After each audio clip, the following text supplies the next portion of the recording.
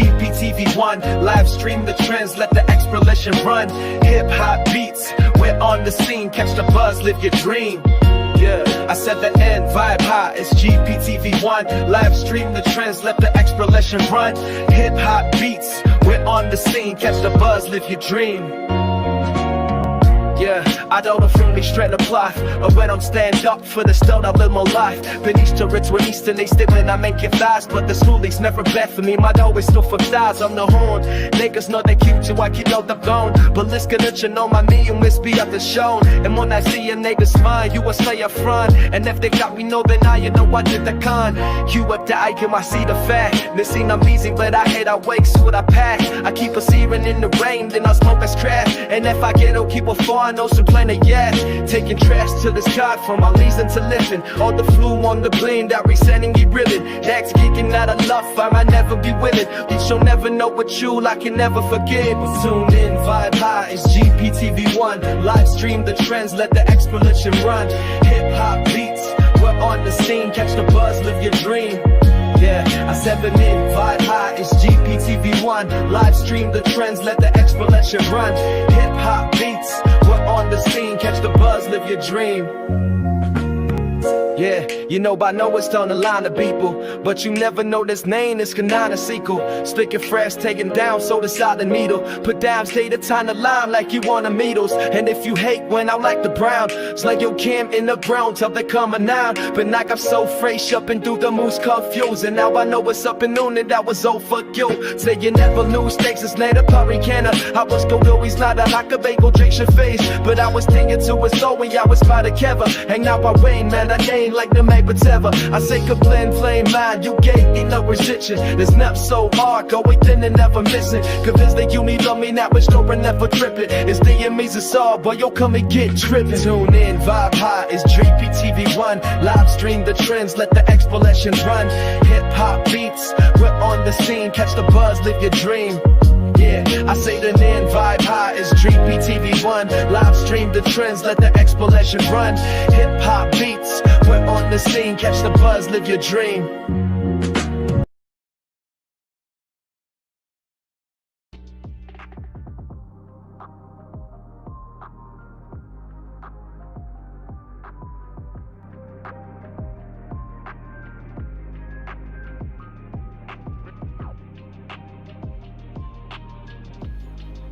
What up, dope fam? Welcome to GPTV1 live stream. Super excited to be with you all today as we dive into some hot topics that's been lighting up the podcast and vlog circuit. I've got a lot jam-packed, and it's a tight agenda, so let's get right into it. First off, we need to talk about the Afrika Bambaataa controversy. This legendary figure in hip-hop has been at the center of some serious discussions lately. Allegations have resurfaced, and they're raising eyebrows across the community. We'll break that down, what's being said, the reaction from both fans and critics, and what this means for the hip-hop legacy. Next, we'll be hearing from Santino Cancino, who recently spoke out about the shocking stabbing incident involving rapper Tory Lanez. It's a wild story with a lot of twists, and Santino's insight provides a fresh perspective on street culture and the pressure that comes from fame. Now, let's switch gears a bit and talk about the crypto king, how he kidnapped and tortured his business partner just to try to get his Bitcoin. We're going to look into that story. And also, don't forget, Jon Robinson of Chicago. He's been making headlines really for a sad reason, as he's being charged with murder for a guy and his girlfriend. Before we dive deep into these topics, let's take a moment for this important public announcement. Welcome to the GP Inner Circle. What up, though, GP fam? I'm excited to announce that the GP membership is now officially active. This is your chance to step up and show your support in a way that truly matters. By joining the Inner Circle, you will unlock exclusive perks tailored just for the most dedicated supporters, because you deserve nothing less. But that's not all. The Super Chat feature is now live, giving you an even greater opportunity to engage with me and the community in real time. Your support fuels my passion and creativity, inspiring me to deliver the kind of fire content that only the GP fam deserves. So why wait? Join the GP membership today and be a part of something special. Let's elevate this community together, because when you thrive, we all thrive. Welcome to the Inner Circle. Your journey starts now. Much love.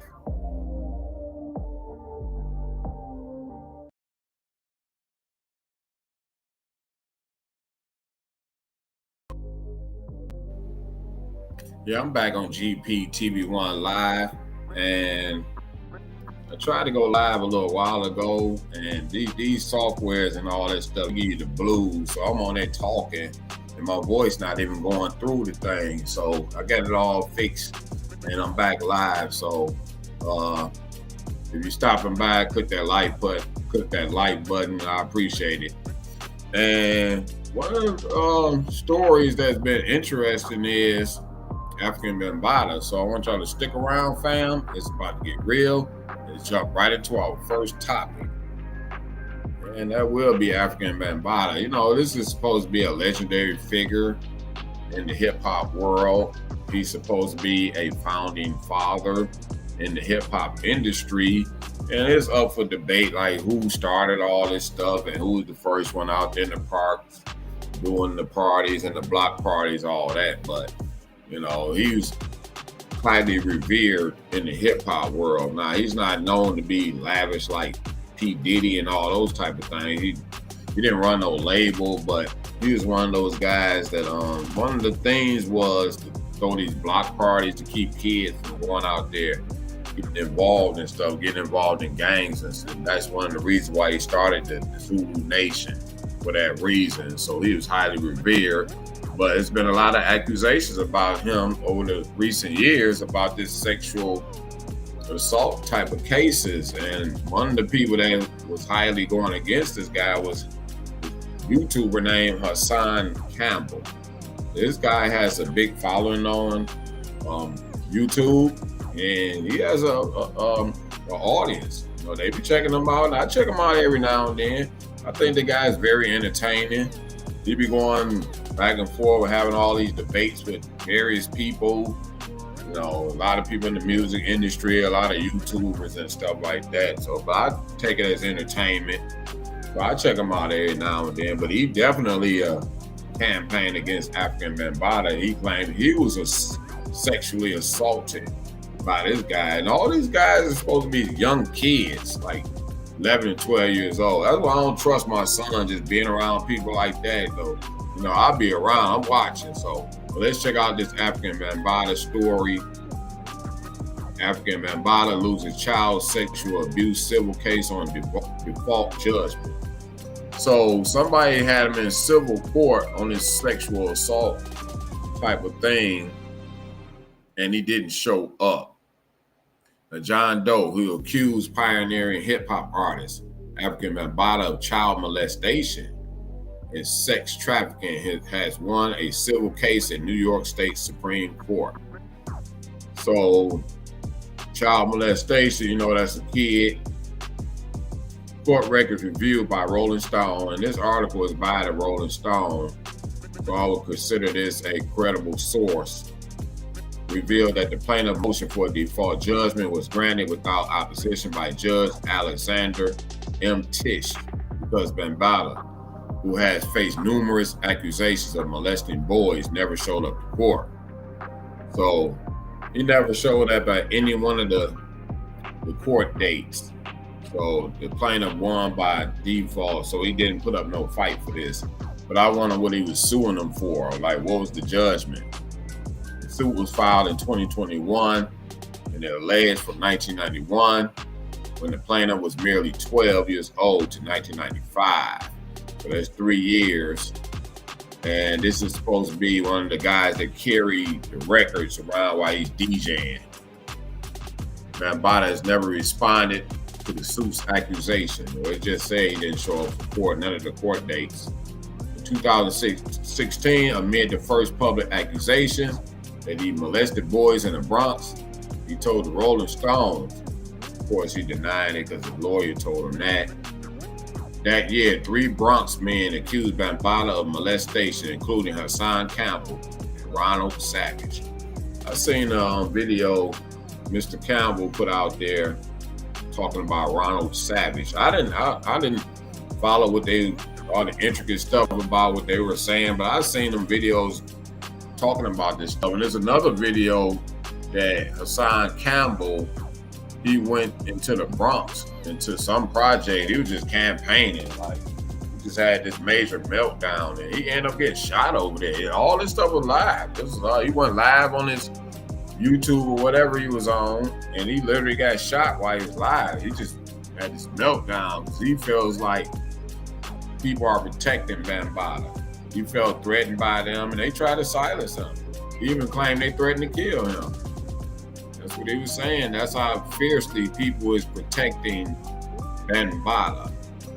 But we don't see him on no other type of charges. And so far as we know, this is the only person that actually took him to civil court. I want to find out a little bit more about his background. Born Lance Taylor to Jamaican and Barbadian immigrants. So he got some Caribbean in him. Grew up in the Bronx. There's a lot of Caribbean people up there in New York. So he was a member of the Black Spades. Bronx River Projects.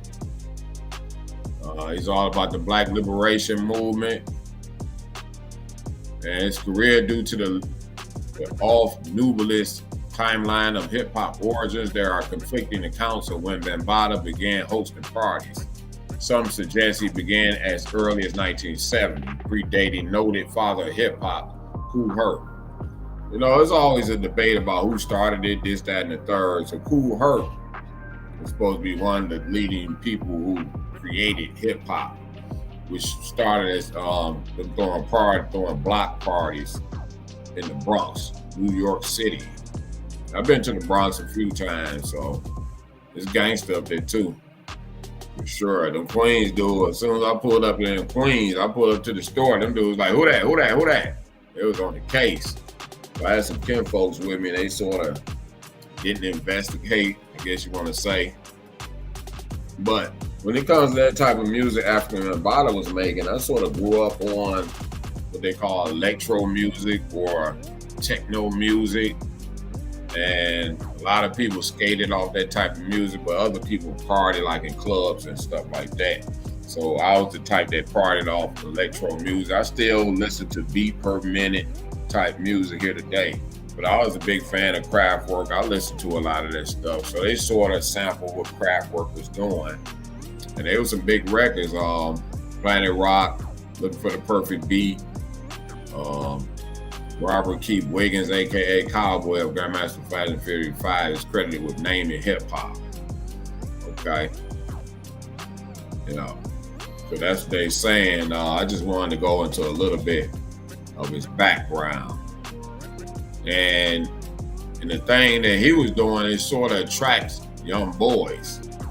Young boys get attracted to camaraderie. You know, so, and I say where the parents is at. Where the parents are, where are the parents? That's what I say. But that's just my thought on that. This guy, Afrika Bambaataa, lost his civil suit. I want to move on to this guy up in Chicago, Jon Robinson. This guy right here shot this guy for looking at his girlfriend. Now, there's a video out there showing the incident. I'm not going to show that video, but it's news reports out there. And I got to say that, you know, you can feel disrespected the way the other guy is sort of looking at his woman. He almost was all over her, you know. And some people will feel offended by that. I ain't saying go kill somebody over this. You stopping by here, click that like button. It don't cost nothing to click that like button. It's very free. So hit that button while you're in the building. I see a couple people in here. This is GPTV1 Live. We covering some stories. I just covered Afrika Bambaataa. We on this guy, Jon Robinson, been lighting up the podcast circuit. A lot of people been talking about this shooting right here. And like I said, y'all can go back and check out the video for that when it's showing the actual incident. But I don't think it's worth killing somebody, but I can see him being disrespected, feeling disrespected by the other guy. The other guy, man, both of y'all 40 years old, man, you know. And sometimes you gotta go through that when some guy just looking at your girl just mighty hard, you know what I'm saying? It's almost to the point it's like disrespectful, you know. So yeah, we're gonna go to the news story and check it out for a minute and see what they're talking about on here. Go to this news story. I'll share my screen and see my mic is working now. And daily shooting. Let's see what they're talking about, this news story with this guy from Chicago. It's shocking for sure. Go to him. Chicago guy. Oh, there we go. Let's play it. Now facing charges for a deadly shooting at a gas station. Police say Jon Robinson shot and killed a man early Wednesday. The shooting happened at a BP gas station near 75th and Stony. Robinson allegedly got into an argument with the 40-year-old victim. He now faces murder charges and is expected in court. Yep, so dude facing murder charges. And that's incredible, man. Like, really. You just dumped on that guy. When you see the video, he got straight out of the car with that pistol in his hand, like off the top. You know, sometimes people be having those pistols, they looking for a reason to use it. And you just gave him a reason to use it. But I can see sort of how he just felt disrespected, you know. You see a man, you know, you see a guy, this woman with a guy, man, you don't know what they got going on. You don't know if that's his wife, that's his girlfriend, and you just all over her like that, man. I was sure I hated that happened to this guy, you know. The dude got straight out of the car ready for the business. Like, even looking at his, I guess this is mug shot right here. He don't even look mad or upset or nothing. So he probably glad he did. I don't know, that dude probably got some issues going on there. But y'all go back and check that video while it's out there. I don't want to show it because I don't want to get flagged. I know that YouTube, they sort of mess with me a little bit when I mention certain words like guns and like in my videos or whatever. Or I'm showing pictures of guns. They'll send me like a message or something like that, you know. Something that'll mess with my monetizing. So, you know, I try to be light on even though I'll be talking a lot of cautionary tales or whatever, but I'll be trying to not show guns and stuff in there, you know. So, but some video I just take the hit or whatever and show what I need to show. But if y'all want to see this particular story, y'all can go back and check that one out. I want to go to this guy Tory Lanez. Where is that story at? Yeah, Tory Lanez. This guy right here. This is another interesting story. I see a few people here. If you're stopping by, it don't cost nothing to hit that like button. Thank y'all for joining me. Let's go to this guy right here. This the guy that stabbed Tory Lanez 14 times. And he came on and said why he stabbed him, you know. I was like, okay. He gave his reason. And let me see if I can pull that up. Crypto King too. The Crypto King, that's a good story. They kidnapped his business partner, you know. So I got him up here. I don't know if I got that still up here. Let me see if I can find it really quick. I definitely want to get into that. So give me a brief second, you all. And let me see if I got something I need to be playing. Let me switch over here. Let me see what this is. I don't even remember what this was, but I got loaded in here. Unlock exclusive perks. Join the GP membership today. What up, though, GP fam? I'm thrilled to announce the members' subscriptions are now live. This is your chance to dive deeper into the GP experience and unlock a treasure trove of exclusive perks designed just for you.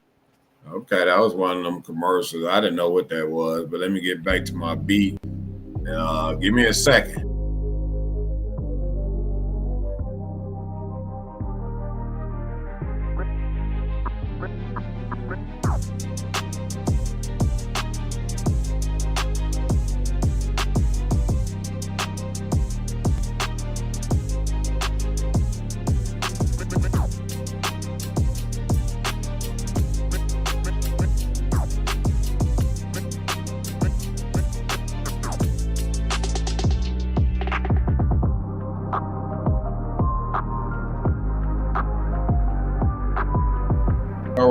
All right. I'm back. I did find the story and I want to play it.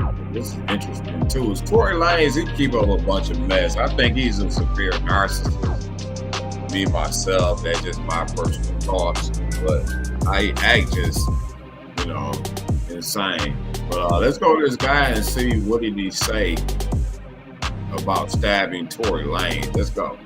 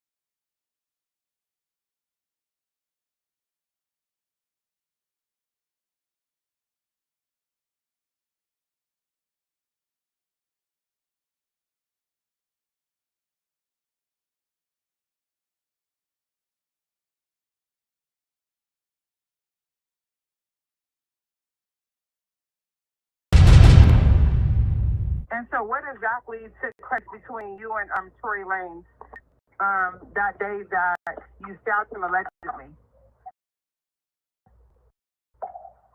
That day? Not too much took place that day. Everything led up to that day, but that day I just came out and tell him, good morning. And I told him what's up.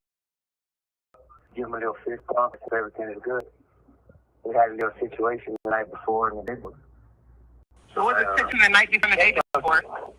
So I heard some rumors that he was put money on my head. He felt uncomfortable living next to him. Said I was a threat. So I confronted him.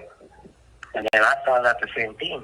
He tried to put money on my head, so he said I put money on his head. So we had a little whatever. So the next morning, that night, he said some kind of crazy. So the next morning, I came out to see if everything was good. Fixed phone, talked to him. He said, yeah. So I was going back into my cell. And when I looked back, instead of going to cell, he was walking towards my door.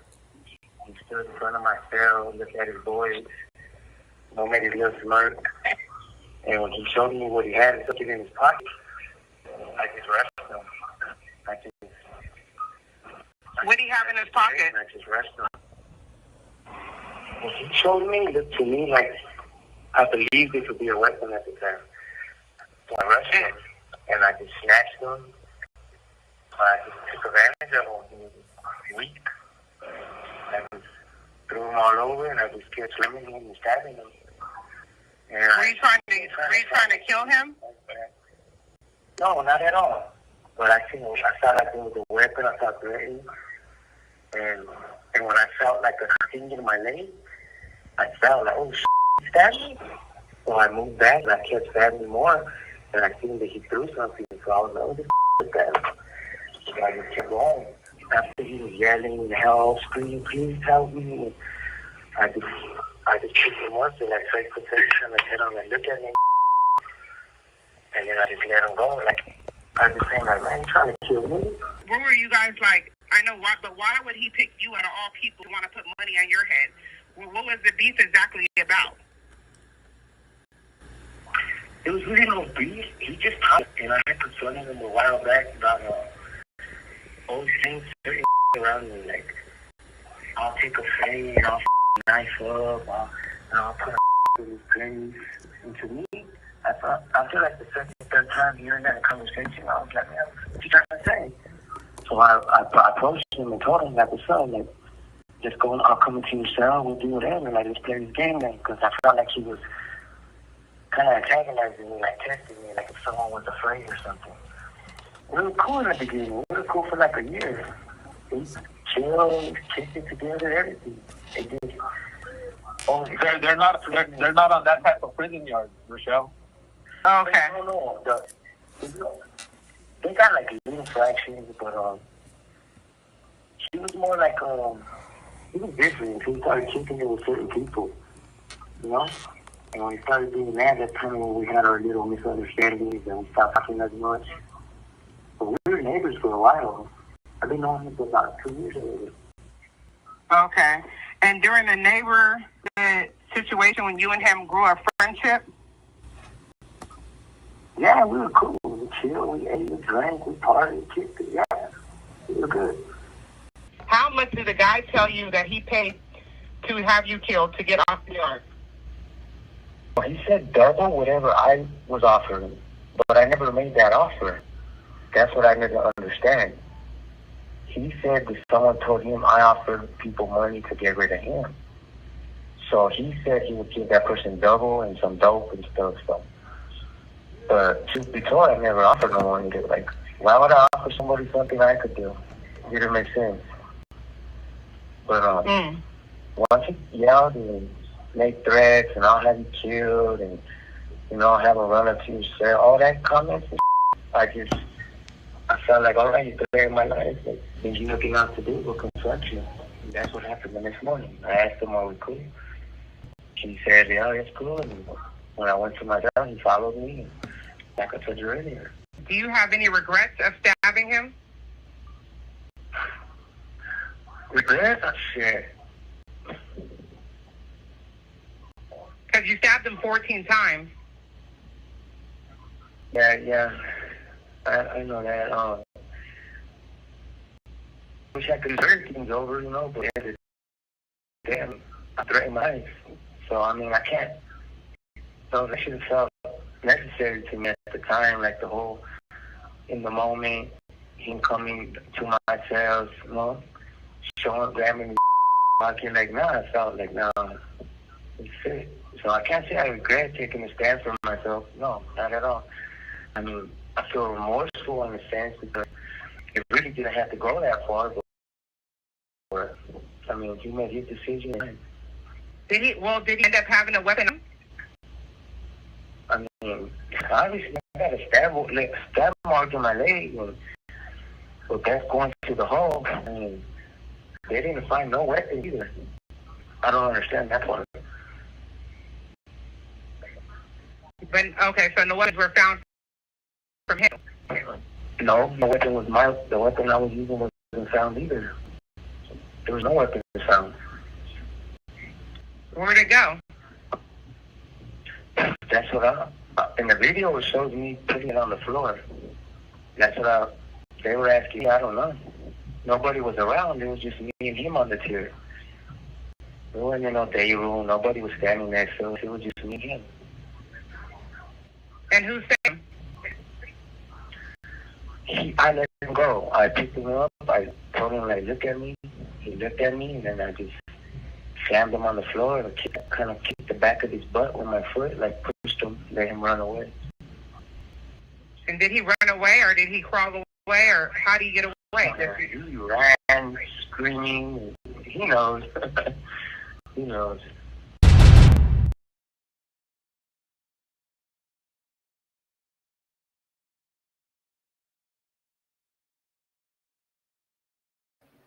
So that was Santino's what was his name? His name is Santino. And that's the guy that stabbed Tory Lanez. And it seems that him and Tory Lanez is buddy for a minute there. They was cellies or something like that, his neighbor, as he say. And this guy right here, say Tory Lanez just flapping his lips. He just kept flapping his lips, kept talking. And it seems like they were both throwing words around, and Tory Lanez, I guess he supposedly allegedly said that he would do something to Tory Lanez, and he started campaigning that he'd put a bag on his head. But according to this guy, Tory Lanez was in there talking much shit. And I believe it. And this guy got life in prison. He ain't got nothing to lose for sure. You're already in general population, and you going back and forth with a guy. You only got 10 years. This guy got life right here. He don't care about going in the hole. You say he kicked him in the butt, and he laughed at him. He's sitting there laughing in that video. He ain't got no regrets for stabbing this guy up. So I'm just telling you, don't make all these threats and all that stuff, and you can't back it up. He probably thought he can just talk this man out of this fight. But this guy say no. But then he said Tory Lanez follow him to his cell. You stopping by, click that like button. It don't cost nothing to click that like button to support this live stream. I appreciate it. And I got some new playlists I just added on to the channel today. Go check out the playlists I got over there. Stuff is hot, man. Like really. But yeah, this guy Tory Lanez, it seems like he was just talking too much in there, You talking to guys that ain't got nothing to lose. You in general population. And he said Tory Lanez had a shank on him. And he said that Tory Lanez actually stuck him in the leg. But no weapons was found, so according to him. But we can clearly see that Tory Lanez got stabbed up and he had collapsed lung and all that stuff. Yeah, so that's Tory Lanez. This guy right here, Santino. He ain't got no remorse for doing this stuff. He don't expect to see the day of life ever again in his life. He at the end of his road, so he ain't got nothing to lose. I wasn't going there talking stuff to him, but he don't sound all that threatening, but you never know. You never know. Never know. Yeah. Hope y'all got y'all something cold to drink. I'm trying to twist me up some while I'm sitting here talking about these trending topics. And all these topics been coming across the podcast circuit. I've been getting a lot of notifications about these stories too. Just got through talking about Jonathan Robinson. You know, he just went all out. He just crashed out. Matter of fact, let me give him a crash out for that one. I got to give Jonathan Robinson a car crash for that one because he crashed out.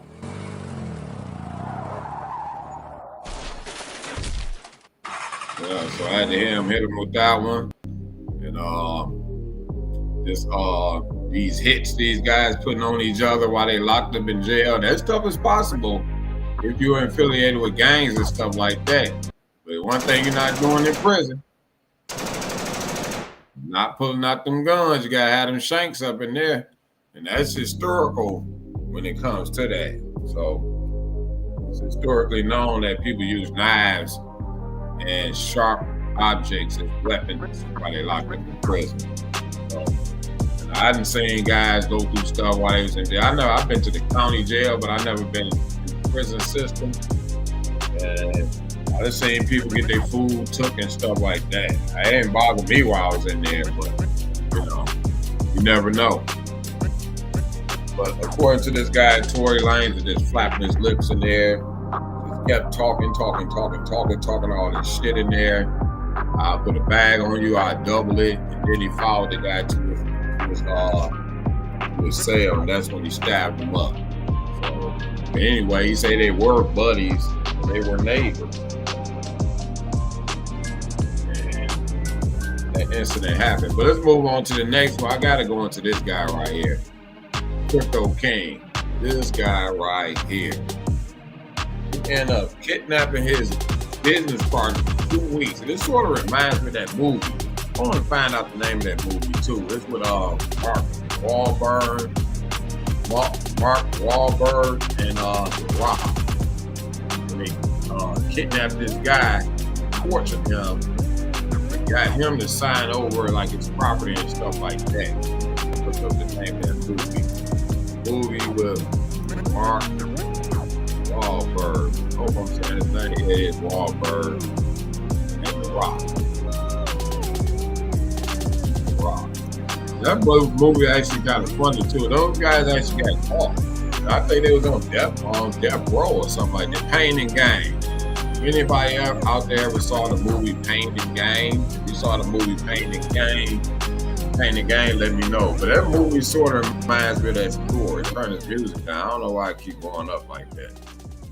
The music just keep playing loud. So let me turn that down. But anybody out there saw the movie Pain and Gain? So this story sort of reminds me of that movie.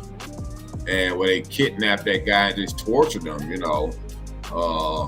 And this what this guy did. And look at him, he doesn't look that threatening. They had using all kind of stuff on this guy, try to get his Bitcoins. And once you buy like crypto, you can put them on these wallets. And we all using wallets. If you're using Cash App and all that stuff, those are sort of wallets. GPay and all that stuff is wallets. With crypto, they got its own wallet. So you got to have the codes to actually get in that wallet. If not, these things can happen. That's one of the risks people may take. If people know you got some success going on with crypto. So that's the best way they can do is probably kidnap you and try to get your codes or something like that. Because you don't have like cash laying around. I'm gonna go to that story too. Where's that story at? The Crypto King. He got a news report on that. So I want y'all to check out this news report on this guy. Crypto King. I think he's from Kentucky.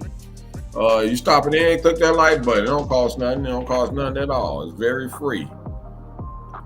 Let me share my screen and go to crypto. I'll let y'all check out this story. Check them out. Police in New York City this morning are investigating a kidnapping case involving a man known as the Crypto King of Kentucky, who is accused of holding another man hostage for weeks in an effort to steal his digital currency. A very 2025 case, I guess. Let's bring in NBC News correspondent Emily Aketa. Emily, well, you've been following this story. What more can you tell us? Yeah, well, the details are equally as shocking as they are disturbing. Jon Waltz is accused of assaulting an Italian tourist and even dangling him from the ledge of a swanky apartment in an effort to gain access to his Bitcoin. And we're now learning from law enforcement sources an alleged accomplice in the brazen act is expected to turn himself in to detectives this week. This upscale New York City townhome, now the site of a high-profile police investigation. Authorities say 37-year-old crypto investor Jon Waltz and an unnamed accomplice kidnapped and tortured their business partner for weeks. John, did you kidnap that tourist? The alleged victim, a 28-year-old man from Italy, targeted, according to investigators, in a twisted scheme to steal his Bitcoin.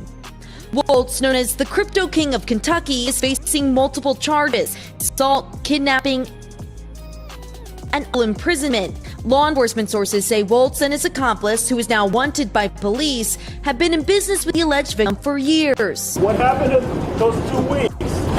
According to the criminal complaint, the accuser told investigators on May 6th, Waltz and the unapprehended male allegedly took away his passport and electronic devices and threatened his family before they subjected him to weeks of torture inside the residence that included beatings, striking him in the head with a gun, and hanging him over the ledge of a staircase when they threatened to kill him. All of it in an alleged attempt to access his Bitcoin account. According to law enforcement sources, his net worth is $30 million, while Waltz's is close to $100 million. I mean, it's crazy, right? It's medieval. It comes amid a spate of shocking attacks against wealthy crypto entrepreneurs around the world.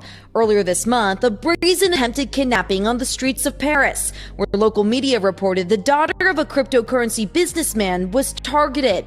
In Houston, police say an influencer was assaulted at her home in March when several robbers demanded access to her crypto account. In this latest suspected attack over digital assets, the Italian tourist was able to escape after 17 days and alert a traffic agent. Police later discussed a 6-story house and arresting Waltz, taken into custody barefoot and wearing a bathrobe. And law enforcement sources tell us investigators found several pictures in the house that appear to show the victim being tortured. They say he was covered in cuts and bruises when he escaped. An attorney for Jon Waltz declined to comment on the investigation when we reached out to him. He'll be back in on Wednesday. Such a wild story. Thank Seriously. you for bringing it to us this morning. NBC News correspondent Emily Aketa.